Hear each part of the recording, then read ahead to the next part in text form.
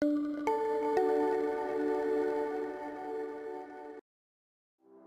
we really know how to build bonds with our kids?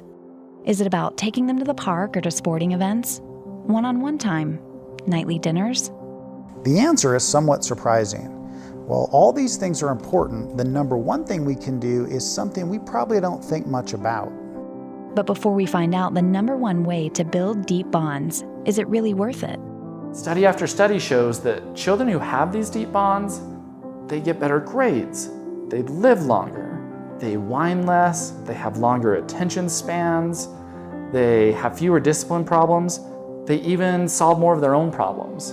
So finally, what is the best way to build these deep bonds? Studies say that actually the number one thing we can do to build deep bonds with our kids is to help them when they're emotionally upset. Most people think that relationships are primarily built during fun moments, like when we go on a hike. However, relationships are mostly built or torn down during moments when our loved ones are upset. It's how we respond during these moments that really determine the quality of the relationship. When I first heard about this, I thought, really? The deep bonds are built during my kids' emotional moments? As a parent, I used to think of those as just something to survive. But the science, it's pretty clear on this. And the good news is there are some simple tools we can learn to make these emotional moments much easier.